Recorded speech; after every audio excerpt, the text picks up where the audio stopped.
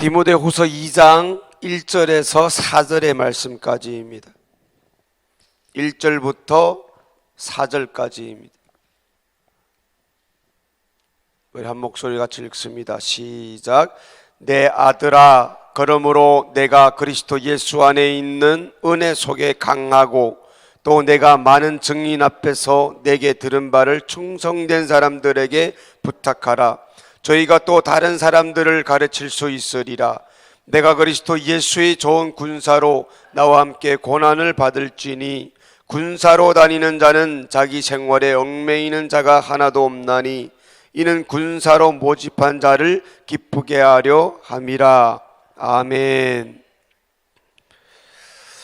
1절의 말씀 보니까 내가 그리스도 예수 안에 있는 은혜 속에 강하고, 그리고 3절에 내가 그리스도 예수의 좋은 군사로 나와 함께 고난을 받을지니, 조금 모순이 되는 말이기도 한 것 같아요. 예수의 좋은 군사가 되라 그러고 군사로서 나와 함께 고난을 받을지니, 고난을 받자 이렇게 얘기하고요. 4절 군사로 다니는 자는 자기 생활에 얽매이는 자가 하나도 없나니 이는 군사로 모집한 자를 기쁘게 하려 함이라. 우리가 예수 그리스도의 군사로 살아야 되는데, 이 군사로 살아야 되는 것은 그 군사로 모집한 자를 기쁘게 하려 함이라. 자, 1절에 뭐라고 그랬어요? 내가 그리스도 예수 안에 있는 은혜 속에 강하고, 이게 그리스도 예수 안에라는 표현을 하고 있죠. 우리가 예수 그리스도 안에서 군사가 되어야 되고 예수 그리스도 안에서 강해야 되는 것은 이미 예수 그리스도께서 군사가 되었고요, 군사의 삶을 사셨고요, 예수 그리스도가 강한 모습을 우리에게 보여주시기 때문에 우리들에게 이 군사로 살라고 말해주고 있습니다. 또 예로는 사도 바울도 그 많은 고난과 그 많은 고통과 힘듦과 어려움 가운데 먼저 군사가 되는 삶을 살았다라는 거예요. 그래서 여기에 처음으로 내 아들아, 이렇게 내 아들아, 디모데에게 자기 아들이라 부르면서 이 사명을 어떻게 살아야 되는지 디모데에게 사도 바울이 가르쳐주는 그 얘기를 해주고 있는 것입니다. 그래서 2절에 보니까 내가 많은 증인 앞에서 내게 들은 바를 충성된 사람들에게 부탁하라. 사도 바울이 디모데에게 부탁했고, 또 디모데더러 너희 제자들에게 그것을 가르칠 수 있으리라, 이렇게 가르치라 라고 가르쳐주고 있는 것입니다. 그러면은 내가 그리스도 예수 안에 있는 은혜 속에 강하라 라고 했는데, 그 은혜가 무엇입니까? 한마디로 말하면 예수 그리스도 안에 있는 것을 은혜라고 말하는 것입니다. 그리스도라는 말은 뭡니까? 기름 부음을 받았다라는 것을 우리가 잘 알고 있는데요, 기름 부어 세웠다라는 뜻입니다. 그러면은 어떤 사람을 기름 부어 세웁니까? 구약에 보면 세 종류의 사람들을 기름 부어 세우지요. 첫째는 하나님이 택하셔서 하나님의 말씀을 예언할 선지자를 기름 부어서 세웁니다. 하나님이 쓰시는 사람이라는 뜻이죠. 둘째는 제사장을 기름 부어서 세웁니다. 마찬가지로 하나님이 쓰시는 사람이라는 말입니다. 셋째로 왕을 기름 부어서 세웁니다. 역시 하나님이 쓰시는 사람입니다. 이 세 가지 직분을 완성시키는 분을 그리스도라고 말하는 것입니다. 그래서 구약 성경의 선지자는 예언자의 사명을 가진 사람입니다. 우리의 불의를 찾아내는 사람이요, 우리가 회개하도록 이끌어 주시는 사람이 예언자의 사명을 가진 선지자인 것입니다. 그런 의미에서 예수 그리스도가 선지자의 사명을 가지고 이 세상에 오셨던 분이 바로 예수 그리스도이십니다. 우리는 지금 이 시대에도 이 목사님이 강단에서 선지자의 사명을 가지고 계속해서 성경을 통하여, 구약 성경, 신약 성경을 통하여 우리들에게 말씀을 증거하심으로 우리들도로 죄를 자꾸 반복해서 찾게 하는 선지자의 역할을 감당하는 분이 또 우리 지금의 사명을 부여받은 목사인 것입니다. 우리가 회개하라는 음성을 듣고 회개했는데 만약에 내 죄를 사해 줄 자가 없다면 그것보다 안타까운 사실은 없을 것입니다. 우리 보고 회개하라 막 이렇게 강단에서 선포했는데 이 죄를 능히 사해 줄 수 있는 그분 앞에까지 이끌고 갈 수 없더라면 그것보다 큰 문제가 되는 사실이 없을 것입니다. 우리가 그리스도가 날 위해서 피 흘려 죽으셨다는 것을 망각한 회개라면 우리가 아무리 눈물을 많이 흘려도 그 죄는 자책에 불과합니다. 아무리 우리가 가슴을 찢고 내가 이런 죄를 지었습니다, 나는 이런 죄인입니다, 그런데 죄를 사해 줄 자가 없더라면 자책에 불과하다라는 것입니다. 하지만 예수 그리스도께서 우리 죄를 담당하시고 이미 2000년 전에, 수천 년 전에 우리 죄를 담당하는 그 예언을 했고, 또 선지자로 이 땅에 오셔서 그 죄를 지속했고, 또 예수 그리스도께서 2000년 전에 그 십자가의 사건으로 말미암아 우리의 죄를 속죄하는 그런 사건을 일으켰다는 것입니다. 그래서 우리가 하나님 앞에 나갔을 때는, 우리가 죄를 발견했을 때에 우리의 회개는 자책이 아니라 속죄받는 회개를 해야 한다는 말씀인 것입니다. 우리가 죄를 알기만 하고 나는 죄인입니다, 이 정도에서 끝나버려서는 안 된다는 것입니다. 자책이 아니라 십자가의 사건 앞에까지 끌고 나가서 예수님이 우리 죄를 위해서 십자가에서 피를 흘리시고 고난을 당하시고 고통을 당하시고 쓰라린 아픔을 느끼는 그런 회개를 해야 된다는 것입니다. 회개에도 외식이 있습니다. 그래서 강단에서 선포해서 회개해야 됩니다, 그러니까 우리 다 같이 주의 3창 부르고 통성 기도합시다. 그러니까 하나님, 또 마음으로 죄를 지었습니다, 입술로 죄를 지었습니다, 용서해 주시옵소서. 외식하는 회개입니다.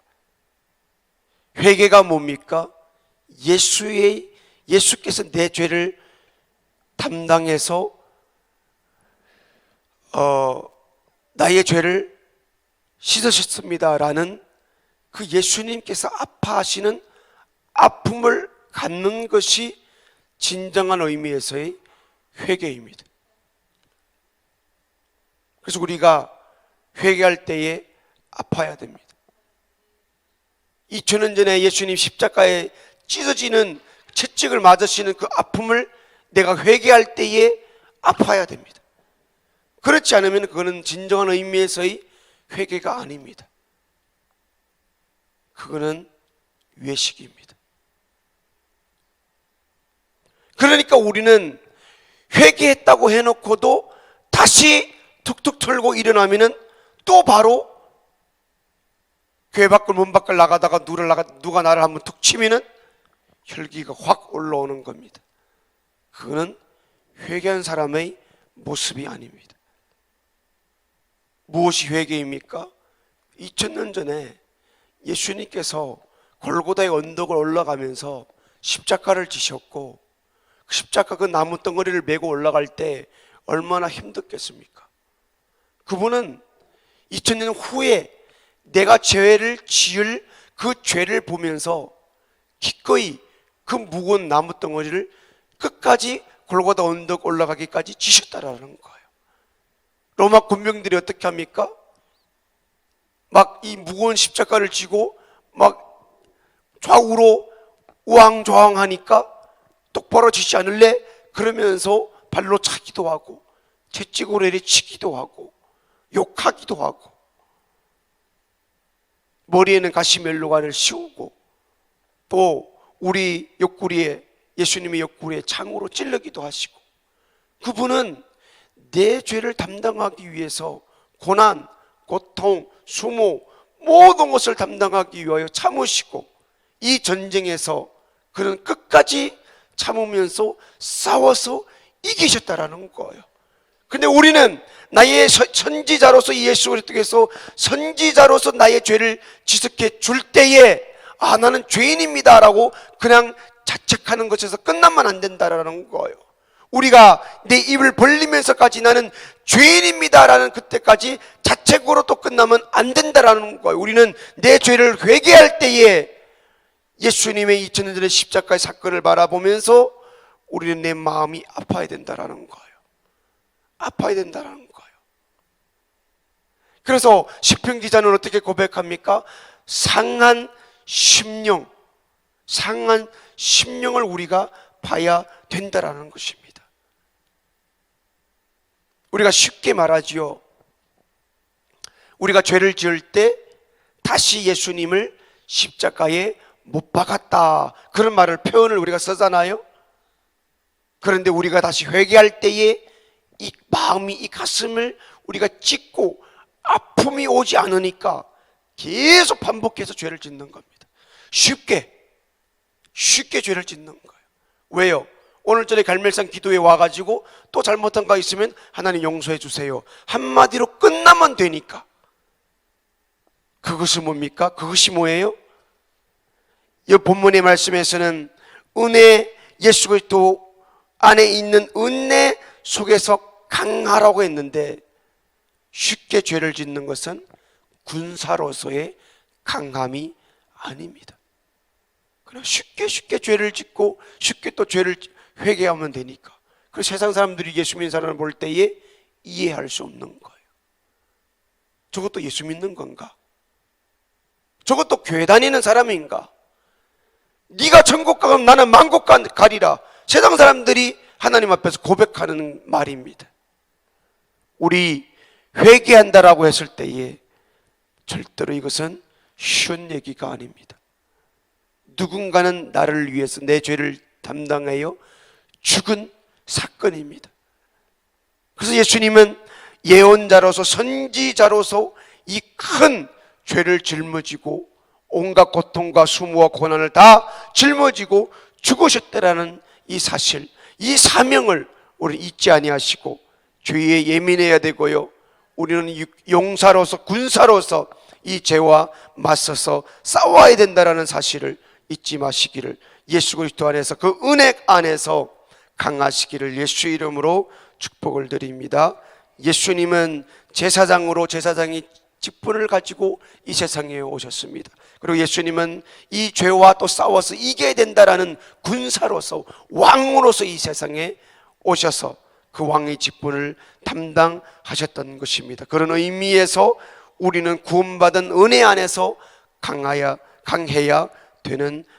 된다는 말씀인 것입니다. 그래서 예수님은 제사장으로, 예수님은 선지자로, 예수님 왕으로서 기름 부음 받은 그 이 사건 속에서 그는 사명을 감당하고 군사로서 이기셨던 직분을 감당했던 예수님이십니다. 그래서 예수라는 이 이름은 그냥 고유 명사가 아닙니다. 그냥 우리가 마음대로 망령되이 일컫고 장난칠 수 있는 그런 이름 두 글자가 아닌 것입니다. 선지자, 제사장, 왕의 직분을 하나로 이루신 하나님의 스케줄 전체가 담긴 이름인 것입니다. 그래서 이 이름은 어마어마한 거예요. 놀라운 사실이에요. 쉽게 우리가 그냥 예수 이름으로 기도합니다. 예수님 주여 주여 하는 자마다 천국 다 들어가는 것이 아니에요. 절대로 가벼운 이름이 아닙니다. 마태복음 1장 21절에 아들을 낳으리 이름은 예수라 하라. 이는 그가 자기 백성을 저희 죄에서 구원할 자이심이라. 1장 23절에 보라 처녀가 잉태하여 아들을 낳을 것이요 그 이름은 임마누엘이라 하리라. 예수는 나사렛 목수의 아들로 태어나 인자로서 우리를 위해 죽으신 분입니다. 여러분들 잘 생각해 보십시오. 누군가는 나를 위해서 죽는다, 그냥 이 세상에 어느 한 사람이 나를 위해 죽는다라고 했을 때에 이 예수라는 두 글자는 절대로 쉬운 가벼운 이름이 아닙니다.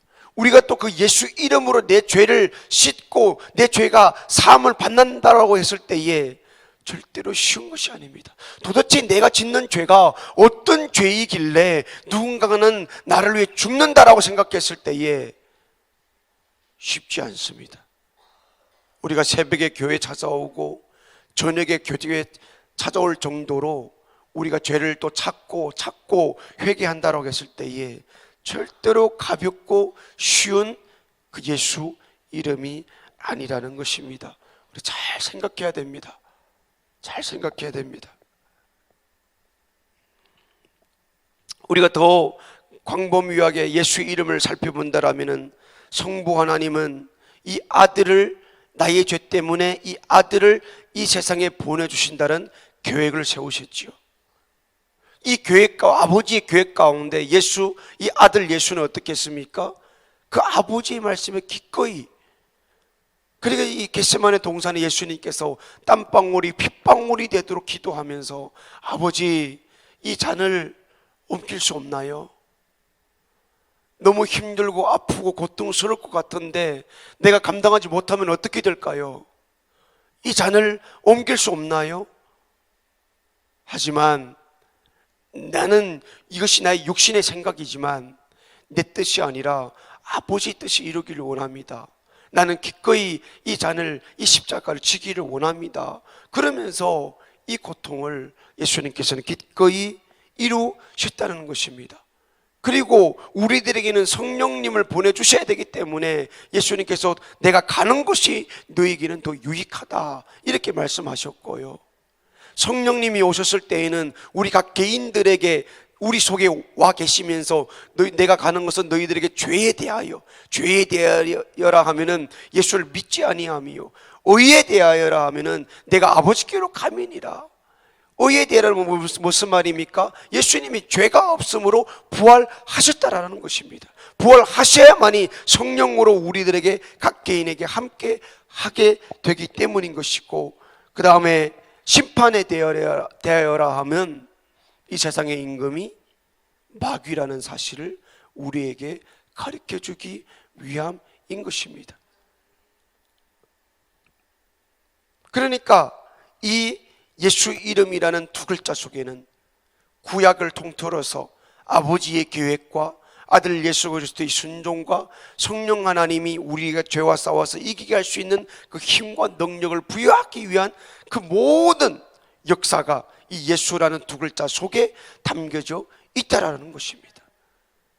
우리는 매일 이 신약시대에는 은혜야, 은혜. 우리는 은혜 가운데 살고 있어. 그러니까 쉽게 죄를 짓고 또 쉽게 회개하고, 그러니까 우리는 예수 이름을 망각된 이름, 그래서 십계명 가운데 여호와의 이름을 망령되이 일컬지 말라라는 계명이 들어있는 거예요.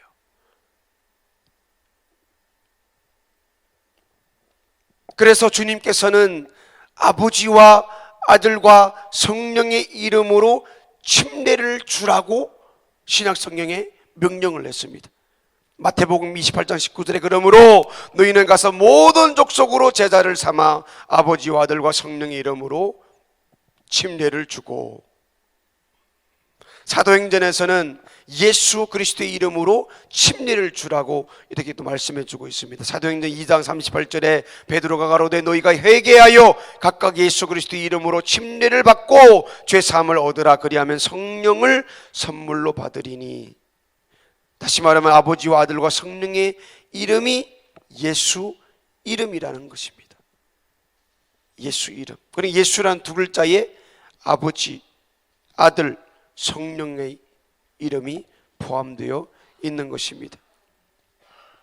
그리고 예수께서는 이러한 위대한 영적 이 계획을 가지고 자신의 이름을 우리들에게 허락하여 주셨다는 것입니다.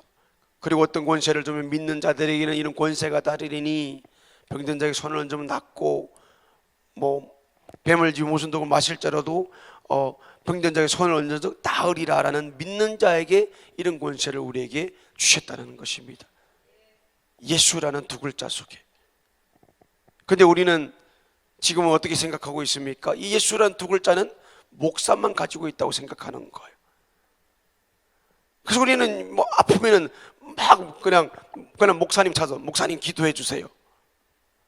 그래서 월요일날 새벽에 안수 받을 때에는 사람이 많고, 그 다음부터 조금 적고.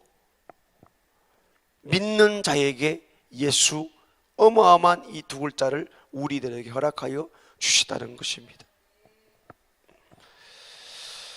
예수님이 군사로서 이 세상에 예수라는 두 권세를 가지고 이 세상에 오셨기에 주님께서는 지금 시대에 우리들에게 군사가 되라고 똑같이 가르쳐주고 있습니다. 사도 바울이 디모데를 부르면서 내 아들아, 내가 예수 그리스도 안에서 군사가 된 것처럼 너도 이 세상에 군사가 되라, 예수 그리스도 안에서 강해라 라고 이 가르침을 주고 있고요. 또 우리는 이 사도 바울의 글을 읽으면서 디모데에 한 말씀이 지금 이 시대에 나에게 그리스도 예수 안에서 은혜 속에서 강해라 라는 군사라는 그 명칭을 우리도 지금 똑같이 받고 있습니다. 오늘도 우리는 군사로 부르심을 받았기 때문에 우리도 예수 그리스도 안에서 그 은혜 속에서 강하고 두려워하지 말라, 놀라지 말라, 내가 너와 함께하리라, 내가 너를 도우리라, 그런 말씀을 우리가 하나하나 생각하면서 오늘도 우리가 두렵고 떨림 가운데 살아가는 것이 아니라 예수라는 이 두 글자를 우리가 다시 뒤돌아서서 직장 가운데, 삶 가운데 다시 묵상해 볼 때에 도대체 예수 이름이 뭐길래 내 죄도 사해해 주고 강해라 그러고 담대하라 그러고 너희는 군사가 되라 그러고 너희는 용감하라 그러고 내가 너와 함께 하니까 너희들은 죄와 싸워서 이겨라, 도대체 무엇이길래 이 예수란 두 글자를 다시 새삼스럽게 우리가 묵상을 하면서 오늘도 군사가 되어 우리 모든 삶 가운데 싸워서 이기는 승리의 삶을 사시기를 예수 이름으로 축복드립니다. 우리 다 같이 기도하겠습니다. 하나님 아버지, 감사를 드립니다. 우리 삶 가운데 현실을 바라보면은 질 수밖에 없고 두려울 수밖에 없고 우리는 쫄아서 싸움이라는 자체, 우리는 군사라는 자체, 이 두 글자를 사용할 수 없는 그런 존재인데 우리를 군사로 모집하고 예수 이름을 주어서 우리로 하여금 싸워서 이기게 하신 하나님 아버지, 그 놀라운 2000년 전의 사건, 아버지의 계획 너무나 고맙고 감사와 찬양을 드립니다. 그 계획 가운데 예수 그리스도의 은혜 안에 오늘도 강하게 군사가 되어서 예수 이름으로 싸워서 이기는 값진 하루를 살아갈 수 있도록 성령 하나님 우리 안에 도우시고 역사하여 주시옵소서. 지금도 아프리카 땅에서 열심히 예수 이름으로 싸우고 있는 우리 단기 선교팀과도 함께하여 주시고 오늘도 예수 이름으로 이기게 하여 주시옵소서. 오늘도 감사 소원 헌금을 드립니다. 또 세워주신 은혜에 감사의 하나님 앞에 헌금을 드립니다. 하나님 아버지 연락하여 주시옵소서. 예수님 이름으로 기도드리옵나이다. 아멘.